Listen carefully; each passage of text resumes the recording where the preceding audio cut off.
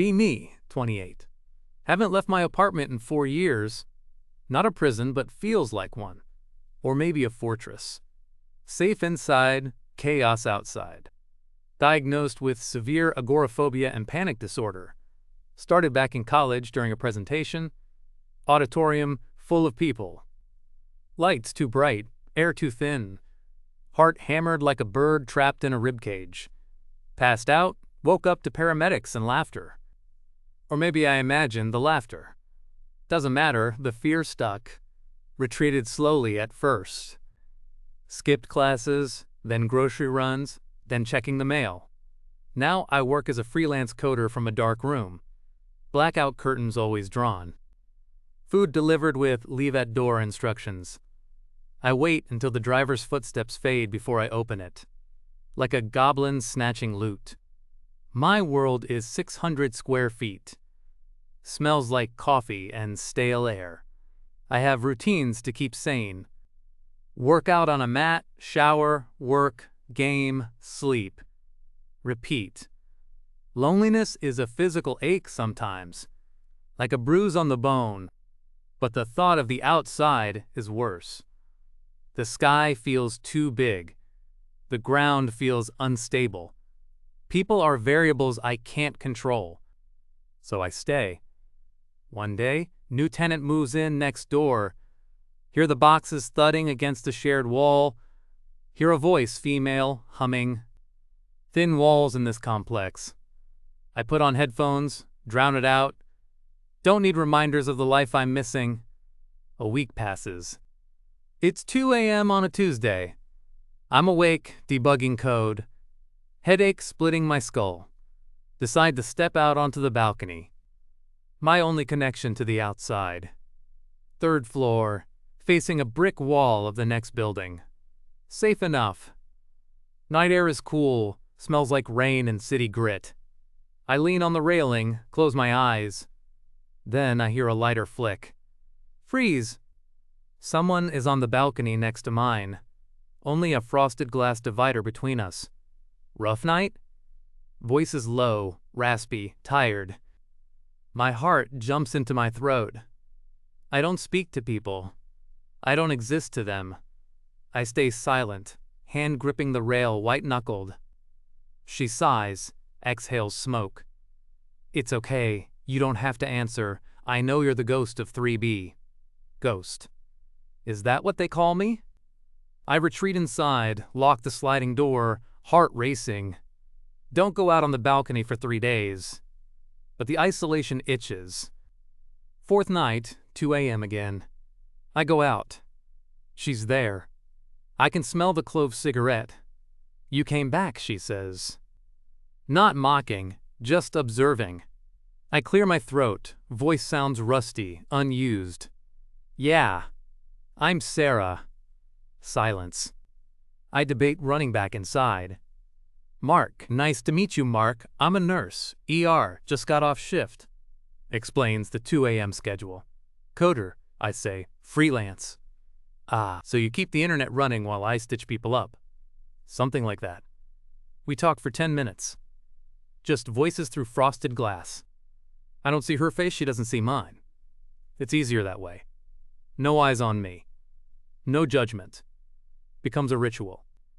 Every night at 2 a.m., we meet at the divider. She tells me about the chaos of the ER. Drunks, accidents, miracles, tragedies. I tell her about code? No. I tell her about books I read. Movies I pirate. The texture of the ceiling popcorn I stare at. She never asks why I don't leave. She figures it out, clearly. She sees the delivery bags pile up for trash day. She hears the silence. 1 month later, she knocks on my front door. Panic instantly. Fight or flight. I stand in the hallway, staring at the wood. Mark? I made lasagna, way too much of it, left a container. I hold my breath. I'm leaving it on the mat, no pressure. Hear her footsteps retreat. Hear her door close. I wait 5 minutes. Open door, grab Tupperware, slam door. It's still warm. Best thing I've eaten in 4 years. Leave the clean container outside the next night with a note. Thank you, it was amazing. Next night on the balcony. Glad you liked it, she says. I was worried you were a vegan or something. No, just particular. I get it. She taps her lighter on the railing. Hey, my laptop is dying. Blue screen thing. You know computers, right? Yeah. Could you look at it? I can leave it outside your door. My sanctuary. My rules. Checking a laptop is safe. Okay. She leaves it. I bring it in. It's clogged with dust and malware. I clean it up, optimize it, fix the fan. Takes me 3 hours. I feel useful. For the first time in forever, I feel like a person. Return it to her mat. Next night. It runs so fast now, you're a wizard, Mark. Just basic maintenance. Don't sell yourself short, you saved me $500. Pause. I'd like to pay you, or buy you dinner. Properly? Chest tightens. I can't go out. Words hang in the air. Heavy. Real. I know, she says softly. I meant, I could bring pizza over, we could eat, inside. Inside my fortress. My mess. My shame. I don't think that's a good idea. Okay, no pressure. Offer stands. We keep talking on the balcony. Weeks turn into months. She becomes my window to the world.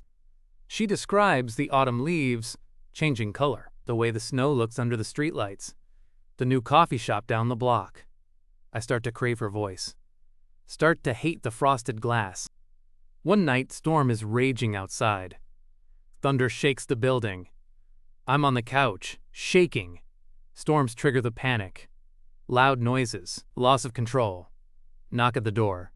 Mark? Power's out. My flashlight is dead. Do you have batteries? I stumble to the door. Open it a crack. Chain still on. Hallway is pitch black. She's standing there, illuminated by lightning from the hall window.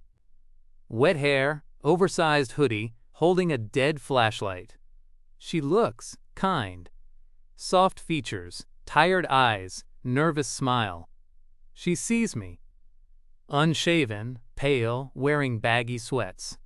She doesn't flinch. Hi, she whispers. Hi. I undo the chain. I don't know why. Maybe because the dark is scary alone. Maybe because I trust her voice. Come in. She steps inside. My apartment is dim, lit only by battery UPS on my server rack. Blue LEDs casting shadows. She looks around. Doesn't comment on the blackout curtains taped to the wall. Doesn't comment on the treadmill in the living room. Nice setup, she says, pointing to the monitors. It pays the bills. I find her batteries. She puts them in, clicks the light. She doesn't leave. Mind if I stay until the storm passes? My place feels empty tonight. I nod. We sit on the floor, back against the couch. Flashlight beam hitting the ceiling. Talking face to face for the first time. It's terrifying. My hands are shaking. She notices. Reaches out, covers my hand with hers. Her hand is warm, rough from sanitizer, steady. You're okay, she says. I'm right here.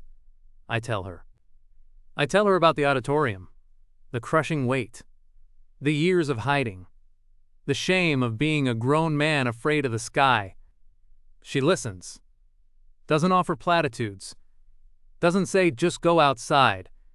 She just says, that sounds incredibly heavy to carry alone. I cry. First time in years. Silent tears, hot and humiliating. She scoots closer, rests her head on my shoulder. Smells like rain and antiseptic. You're not broken, Mark, you're just buffering. I laugh through the tears. Stupid joke. Perfect joke. Power comes back on. She stays for another hour. We order pizza. She goes to get it from the lobby because I can't. We eat on the floor. It feels like a date. It feels like a miracle. Relationship shifts. She comes over most evenings. We watch movies. She reads while I code. She sleeps over sometimes. Just sleeping. Safe. She starts small exposures with me. Not pushing, just nudging. Can we open the curtains an inch? I panic, but I do it. Sunlight hits the carpet. Dust motes dance.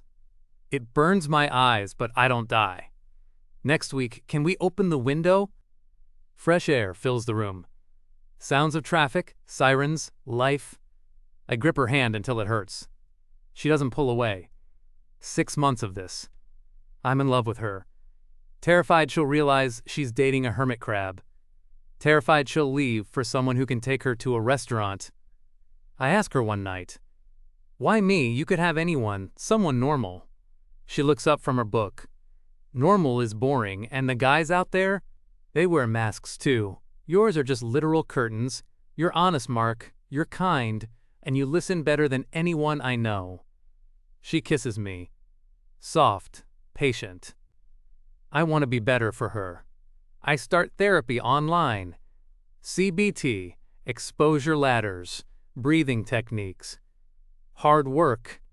Exhausting.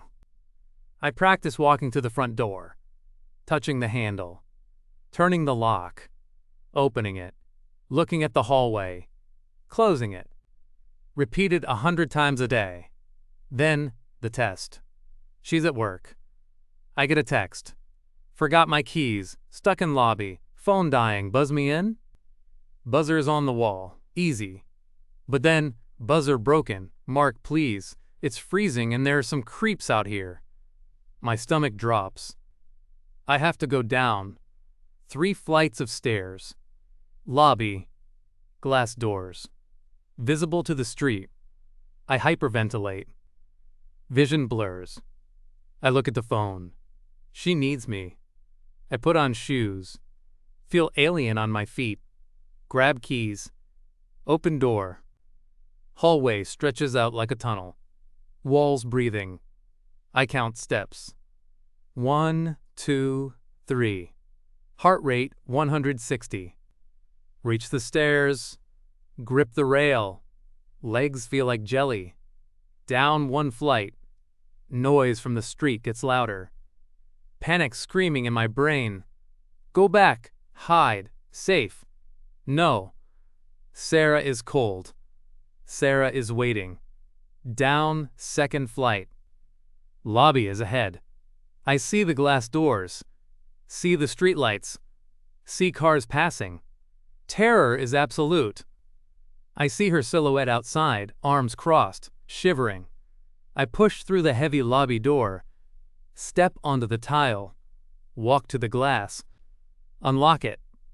Push it open. Cold air hits me. She turns, eyes wide. Mark? I'm shaking so bad my teeth chatter. You forgot keys. She doesn't grab the keys. She grabs me, hugs me tight right there in the open doorway. Half in, half out. I've got you, she whispers. Look at you. You did it. I look out. Street is just a street. Concrete and asphalt. I don't dissolve. We walk up together. I collapse on the couch, exhausted like I ran a marathon. She makes tea. Stays with me all night. Progress accelerates. Walk to the mailbox. Walk to the corner store. Don't go in, just touch the wall.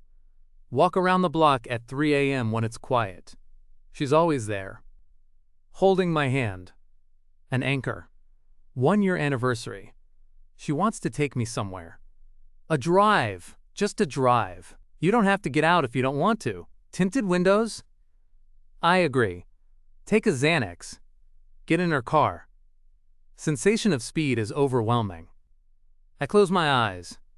She drives for an hour. Stops.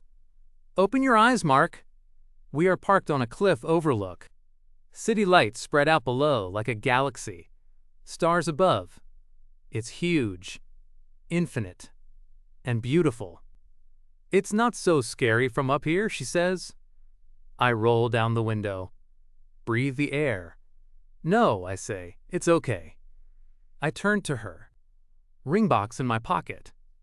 Bought it online months ago. Hands shaking, but not from fear this time. Sarah? She looks at me. I can't promise I'll ever be the guy who loves crowded concerts. I hate concerts. I can't promise I won't have bad days where I can't leave the bedroom. I like lazy days. But I promise I'll keep trying, because of you. I pull out the ring. Simple silver band. Her hands fly to her mouth. Tears in the moonlight. Will you marry me? And maybe help me find a place with a backyard? She laughs, a wet choking sound. Yes, yes, you idiot, yes. She jumps over the center console. Awkward car hug. Best feeling in the world. Fast forward 2 years. Be me, 31, living in a small house in the suburbs. Fenced backyard. High fence, privacy. But I'm outside. Gardening. Sun on my back. Dirt on my hands. Back door opens. Sarah walks out, holding a baby monitor in one hand, lemonade in the other. She sits on the patio chair. He's finally asleep. I smile, wipe sweat from my forehead, walk over to her, kiss her forehead. Good job, Mom. I look up at the sky. Blue. Cloudless. Big.